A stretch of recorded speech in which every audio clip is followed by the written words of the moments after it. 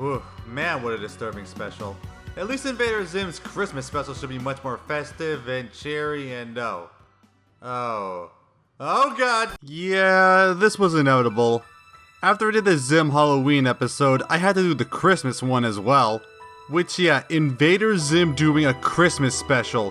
One of the most disturbing and darkest kids cartoons, handling the most bright, merry, and joyous holiday.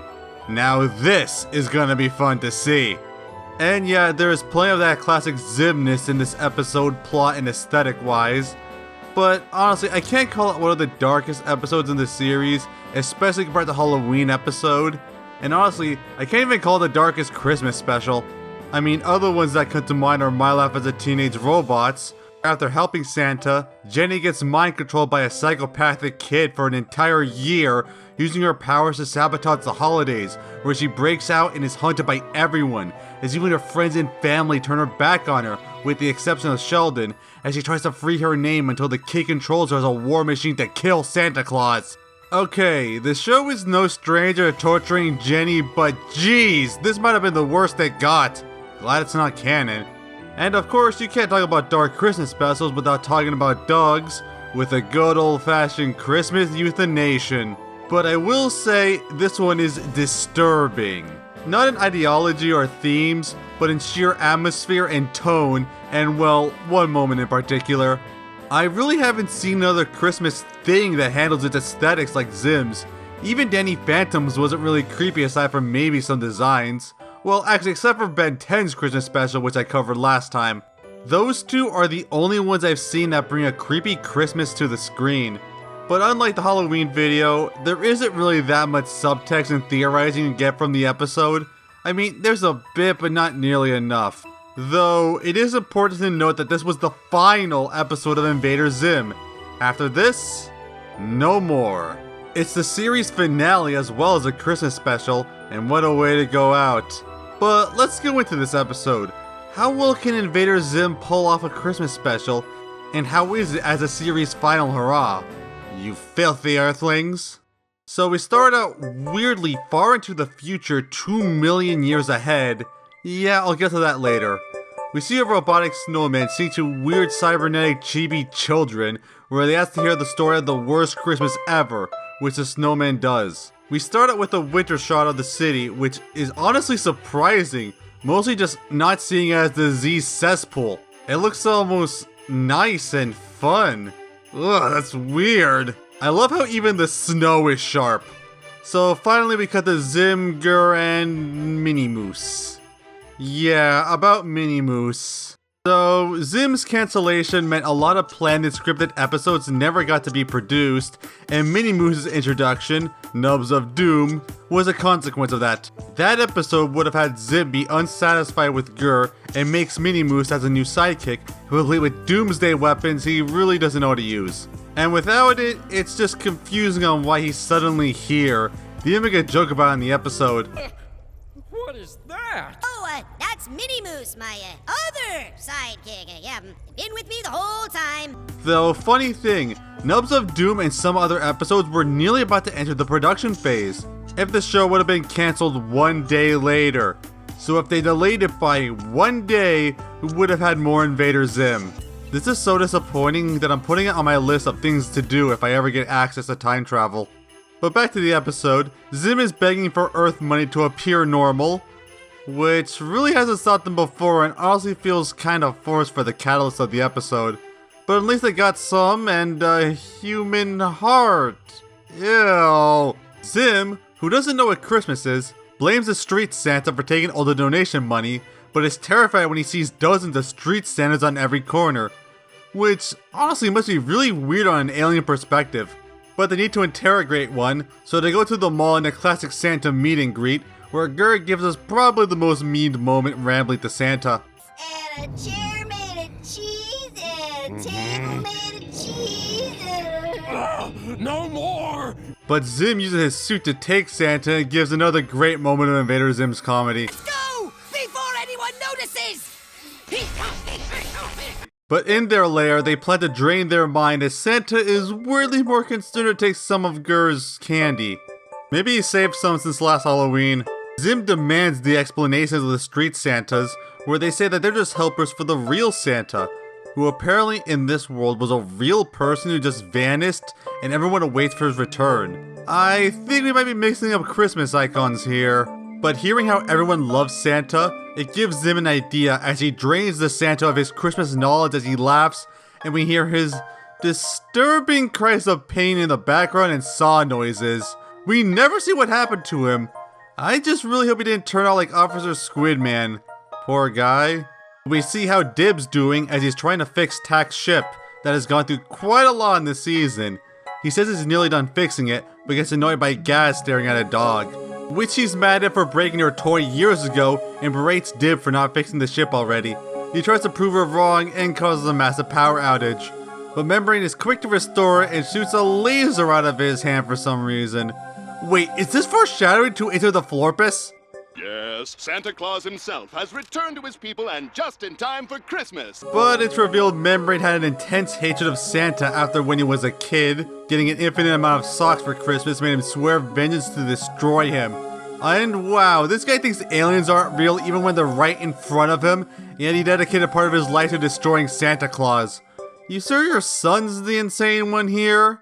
Also, fun fact, Membrane is voiced by Roger Bumpus, who also voices Squidward, and you can really hear it on this scream.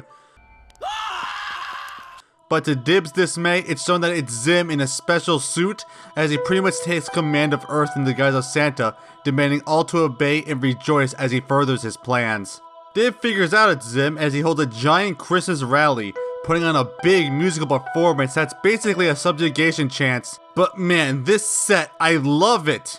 Invader Zim's off-putting art direction is so nice to see handling a Christmas episode and combining both aesthetics. I love the low lighting, giving everything an imposing shadow with these sharp ice structures, terrifying nutcracker designs, and the sharpened throne gives off such a great disturbing aesthetic for the holiday. I haven't seen anything like that since how Ben 10 handles its Christmas episode, which you can watch here. Invader Zim seriously has one of the best background work I've ever seen in any cartoon, especially with how visceral and detailed they can be. It's astounding. After the song, Zim announces his plan to get everyone to build a teleporter in the North Pole, while they'll be taken as slaves to the Urkin Empire. Which they're fine with as long as it's fun and Christmassy. But a bunch of kids want to sit on his lap, which Zim refuses until weirdly the suit goes haywire and forces a jolly Christmas persona on Zim, making him actually like Santa, loving Christmas and children. But Zim soon regains control and is terrified about what's happening. But Dib comes on stage and tries to tell people that this isn't Santa, which everyone really hates and believes everything Zim says, and I really don't see how Dib thought this would work out, considering how this has never worked for him before. Zim immediately uses this opportunity to imprison Dib in the Jingle Jail. Maybe to Ben 10's Jingleator, where he'll become Jingle-lated. We cut back to the future framing device, which does make things weirder, but more unique in a way and atmospheric, especially with the fantastic music. One of the kids does my job and starts pointing out the plot holes, and gets shoved under the bed where he belongs. Why does he want to take over the Earth so badly? What does he have to gain or to lose? Well, he's completely wrong here. Zim feels like he needs to prove his worth as an invader, as that would make him a hero to the Urkin race. And even if they just send him to Earth to get rid of him, if he fails his mission somehow, that would make him even more of a laughingstock than he already is. Taking over the planet is a primary goal for existence, essentially. Plus, if he failed, he'd probably be sent back to Food Corridor, which, yeah, he doesn't want to go through. So yeah, shut your mouth, bug eyes. As the robot continues, Zim flies Dib and the other humans to the North Pole, and in the permanent jail, Dib notices Zim is on edge, but he breaks out when his jail is made from real peppermint for some reason. Something tells me this was Gur's idea. He disguises himself as a robot elf, which Zim easily buys. I guess everyone in this world is easily fooled by crappy disguises. Zim inexplicably feels like talking to the disguised Dib, and explains that he made the suit from Vorsen Biogel that he transmitted all of his Santa knowledge in to make a perfect robotic suit. However, it was made too well, as the suit genuinely believes it is Santa, and overrides Zim's control chip if exposed to too much Christmas things. But he has no choice but to keep wearing it until he can accomplish his plans, sending all the humans to the Urkin Massif to be enslaved. Dib breaks character in surprise, but Zim doesn't notice. Gur comes in and sings what should be a Christmas classic, We wish you a Merry Jingly, we wish you a Merry Jingly. and makes the suit gain control, as Dib tries to attack him, but the suit is shown to absorb all things Christmassy to gain power. Zim regains himself as he captures him in a strong jail, and Dib says what we're all thinking. Why didn't you throw me in the strong one in the first place? You can never understand my amazing brain. I really wonder how much of this is Zim's unadulterated confidence or trying to regain some dignity. Zim drops Dib in the North Pole where he's about to sink into the Arctic Ocean. With no choice, he calls on Gaz with his laptop to rescue him. She's not interested until Dib admits that he was the one who broke her doll. If she wants to beat him up, she has to rescue them first. And Gaz immediately shows up where she fixed Tak's ship and then proceeds to beat him up. You know, it's implied that Gaz is just as intelligent as Dib, but she never really tries as hard as him, and this really proves it. But wow, Dib finally got Tak's ship working again. They can do anything. They go around the world or to space to other planets or... oh yeah, this is the last episode of the series. Meanwhile, at the North Pole, Zim is sending the humans to work on the teleporter. Which, why do you need the humans? You've been constantly able to make huge structures and contraptions out of practically nothing. I mean, look at the base and the huge transport ships he instantly has. If anything, using humans is gonna make it take longer. Zim develops a stabilizer for this suit that should give him control in case it goes haywire. So, using Tak's ship, Dib calls his dad who says Santa is evil and is going to enslave mankind, which Membrane instantly believes and gives him full access to his anti-Santa weaponry he just has on one massive island. As that's going on, the teleporter is completed as Zim tries to get the humans to get on the teleporter and try to make sure his suit doesn't consume him again. But then a freaking Powerpuff Girl or something comes and asks for a hug before she gets transported to their doom, and they're so freaking cute that it pushes out the stabilizer as Zim is consumed by the suit. No, like literally. After his frame rate drops to 2 for this scene, it gets to the point where it completely envelops him. And then it weirdly enough puts him in a Christmas pocket dimension? What the heck? That doesn't make any sense. Wait, did I just review 2 Christmas specials that have unexplained holiday pocket dimensions? What a weird coincidence. But as the Santa suit continues to Santa, Dib arrives with a massive membrane mecha and then just lasers Santa who he thinks is Zim. Wow, just cutting straight to the point.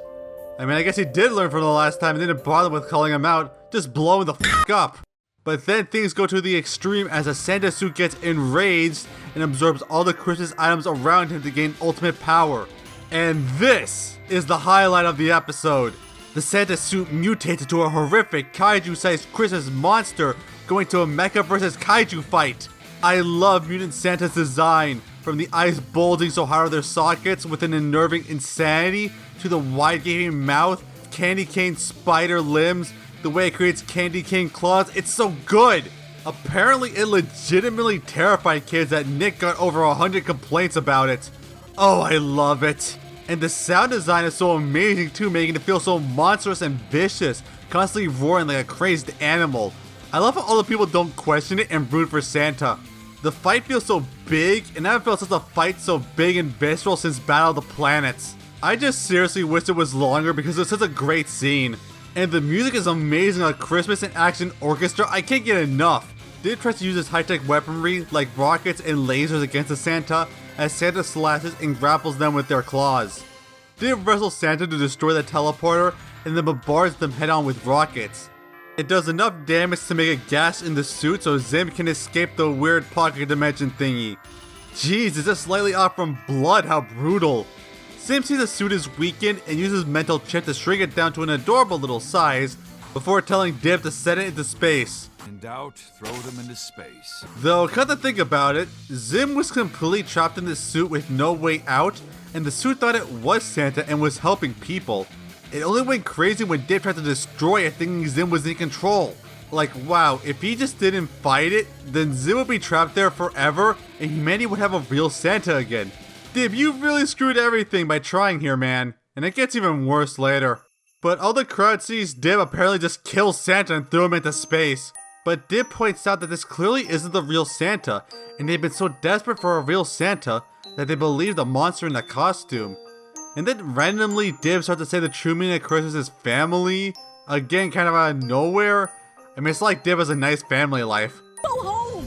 Forget about this and spend time with your families! Or whatever. But before we can get to the people, Zim, as a totally not made up Easter platypus, promises to give everyone Easter shrimp if they beat up Dib. And since every Invader Zim episode must end with Dib getting screwed over, of course they all do. And the framing device comes back as the snowman says that was the most horrible Xmas ever. I mean, it really isn't. It's not like humanity got enslaved. Aside from a badass kaiju fight, nothing really bad happened. But the robot says that Santa lives on to this day. Not metaphorically, but the suit has hyper-mutated in space, and every Christmas returns to Earth in blind destruction, and makes what remains of humanity hyper-protective shields to defend themselves every year. Jeez. Okay, maybe this was the most horrible Xmas. Ugh, jeez, the design, the spider body, the fur covering it, the giant fanged mouth. It's so disturbing but cool. And that's it. Dib, you might have destroyed humanity. Merry Christmas. Now, I could get to the final thoughts, but I guess I could talk about other aspects. Now, this episode doesn't have the deep subtext and theorizing you can get from the Halloween special. I guess, how does it work as a finale? Now, Invader Zim doesn't have any serious serialized plot. If anything, it's a floating timeline where only some episodes can be considered canon. So, aside from the series setup of Zim trying to conquer Earth and Dib stopping them, there is really not any plot points that need to be paid off. The only exception is the season 2 plotline of Dib trying to get Tack's ship to work, which yeah, it feels like they were going to do more with it, but it had to stop right here when he finally did. But things pretty much don't end in a satisfying resolution or payoff for most of the conflict. As cool as the Dib and Santa fight was, it's not like that was the final confrontation. I know it's unfair to treat it like a series or season finale since it was only the last episode produced due to the sudden cancellation, but it's pretty much all we had to Into the Florpus, which was definitely a giant spectacle, but also mostly ended without much resolution to the main conflict. Though I do know there is the Invader Zim comic series that came out shortly after, which might go into it a lot more.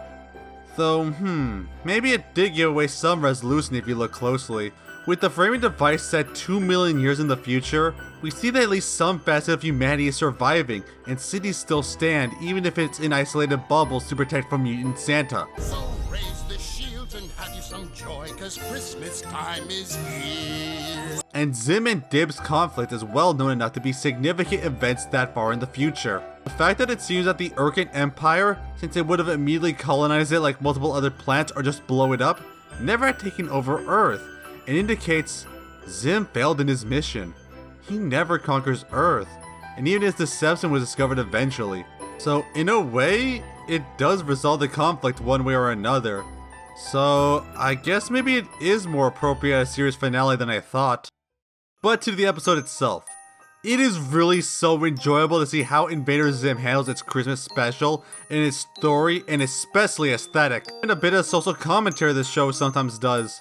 All this time trying to subjugate the humans, and all I had to do was charge them for it. I love how they make a figurative Santa without just introducing a random real Santa in the world, so they can really push it to the extreme. It's a very unique approach to a Christmas special that the typical Zim fashion doesn't even bother with any messages of goodwill or Christmas theme. When Dib tries, he immediately gets beaten up. And yeah, Invader Zim unironically doing anything else would be weirder. But I really love the atmosphere and visual design of this episode. It's always been one of the highlights of Invader Zim, and this episode is no exception. The merging of the creepy, disgusting, and polluted art style and the cheery, bright aesthetics of Christmas makes such a unique look and atmosphere. It's like the show tries to be as festive as it can, but always keeps its disturbing style first. Again, I've only seen this type of approach to a Christmas special with this or Ben 10's, but this was the only one with that unsettling and unnerving tone, especially at the end with the mutant Kaiju Santa fight. I mean, come on, name another Christmas special that had a climax like that, it was so good. I really wish so many other Christmas specials would experiment with this particular tone, because it's so enjoyable and unique to see. This episode has incredible dark atmosphere and visuals, as well as set pieces that I enjoyed it so much. It's such a unique Christmas experience that only Invader Zim can make, and it went all out as usual. I love it so much. It might not be as good as a Halloween special, but it's perfect for the holiday. If you want to change the pace from the usual Christmas special with cheer and merriment to horror and fear, then this is the Christmas special for you. And just remember what it teaches you at the end. To everyone, Merry Platypus. Enjoy your shrimp. And, Merry Platypus, one and all. Yeah!